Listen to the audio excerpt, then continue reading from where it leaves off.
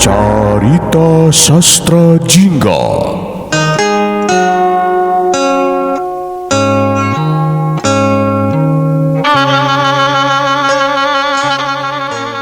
Kaulinan barudak di sakola, kenging Kang Warsa.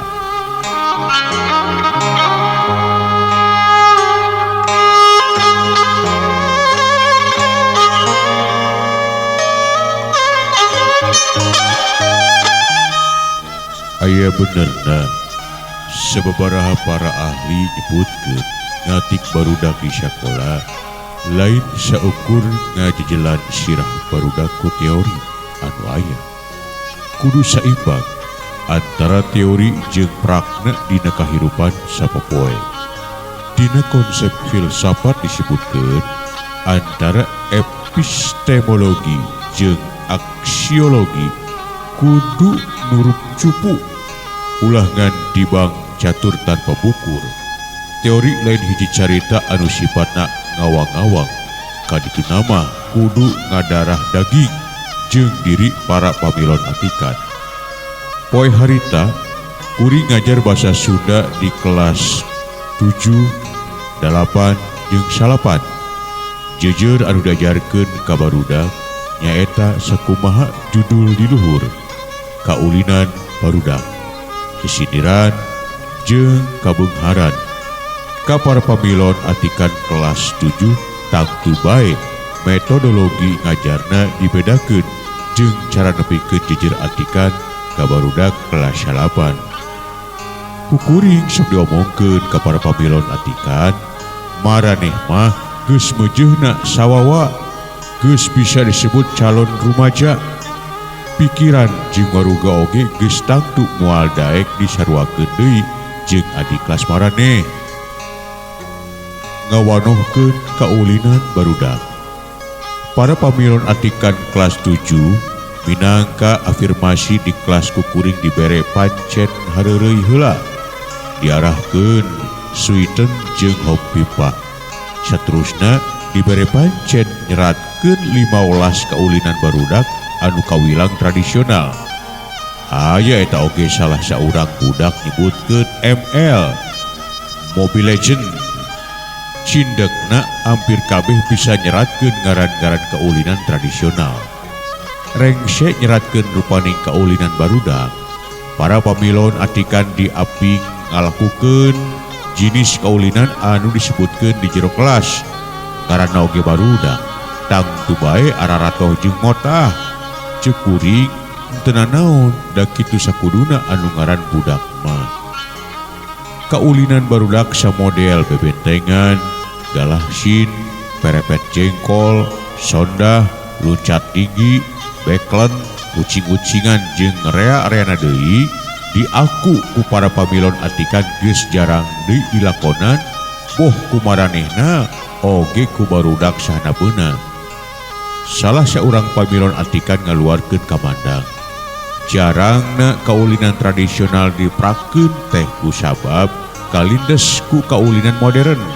Basajan teu kudu silih teang ti heula, asal gadget dipinuhan ku paket internet.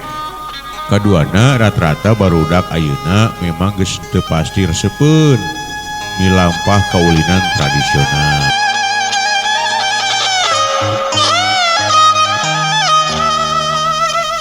Tarekah anyar.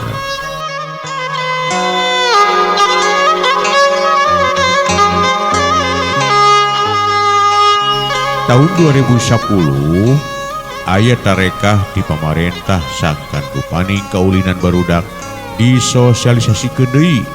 Sababaraha calagar kabudayaan mintonkeun kaulinan barudak dina panggung, malah aya anu dipasang girikeun. Sok sanajan eta tarekah kawilang alus hanjakal anu ngalajuan calagara lolobana para inohong budayawan, pajabat jeung jalma anu mikaresep budaya Sunda. Calagara samodel kitu tangtu bae ngan saukur bisa disebut nineng pengalaman anu kungsi karenapan ku para pamilon. Yen kaulinan anu dipintonkeun dina panggung kungsi dilakonan ku urang-urang nalika keur leutik. Barudak mah ngan saukur apa jeung nyaho bae. Buktina Tisaprak tarekah ngenalkeun deui kaulinan barudak nepi ka kiwari angger bae.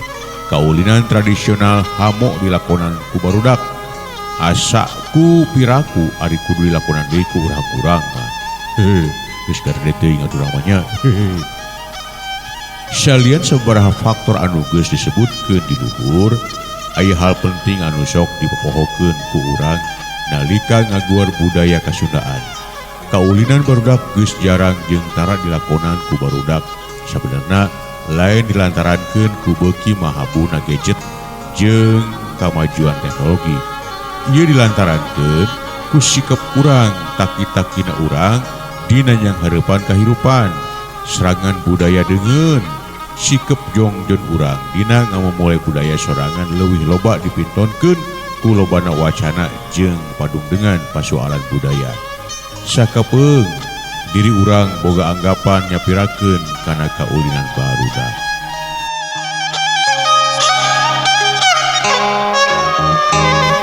Rohangan kaulinan beuki heureut.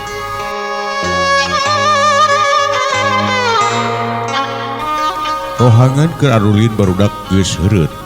Buruan imah geus robah fungsi nepi ka taun 80-an. Fungsi buruan salian mangrupa papaes imah sangkan teu kate nyorupek oge sok digunakeun ngalakonan kaulinan ku barudak. Arulin di buruan samemeh wanci tunggang gunung. Arulin di buruan nalika caang bulan. Bandingkeun jeung buruan imah mangsa kiwari malahan teu saeutik. Imah anu teu miboga buruan pakarangan imah jalma-jalma modern dieusi ku rupaning tutuwuhan, perkembangan, jukut Jepang. Hal eta dilakonan keur nyonto kana paripolah kaum aristokrat abad ke-17 anu resep mapaes kastil, imah jeung istana atawa karaton ku tutuwuhan. Haram ditincakna oge. Kaum aristokrat abad ke-17 leuwih resep ngaluarkeun duit 50 juta nyewa pagawe keur ngurus pakarangan imah anu geus ngawujud jadi taman. Dina mangsa kiwari zaman modern, kebiasaan kaum aristokrat abad ke-17 dicontoh ku urang. Masyarakat lembur anu sabenerna geus lain hal aneh dikawanoh turupaning tutuwuhan. Transformasi budaya kacida teu karasa. Lamun dina mangsa katukang, pakarangan imah dipinuhan ku tangkal nu baradag samodel jambu kulutuk, jambu pool, nangka, balimbing jeung pala. Dina mangsa kiwari pakarangan imah dipinuhan ku kekembangan jeung tutuwuhan anu laleutik. Tujuanna lain alaeun di ala buahna tapi cukup keur tenjol wungkul. Anu penting diri jalma modern ngarasa sugema nalika nenjo kembang ros di pakarangan imah. Sarupaning bumbuahan mah kari meuli di sisi jalan atawa di super indo. Tangtu bae kalawan teu sadar rohangan tempat arulin barudak milu leungit. Rohangan sejen tempat arulin barudak nyaeta kebon tukangan imah geus dipager jeung dibenteng. Eueuh deui tempat keur arulin barudak. Teu bisa disinglar rohangan tempat arulin barudak pindah ka sisi jalan, warnet jeung tempat-tempat olahraga modern. Kusabab rohangan anu pangmurahna malahan gratis mah sisi jalan. Nyawayahna bae nalika pasosore urang bakal leuwih loba nejo barudak narongkrong di sisi jalan atawa arulin abring-abringan tarumpak motor di jalan. Sok sanajan para inohong gawe rancage narekahan sangkan kaulinan barudak bisa ngawujud deui dina kahirupan pamohalan kacumponan nalika rohangan arulin barudak geus robah fungsi.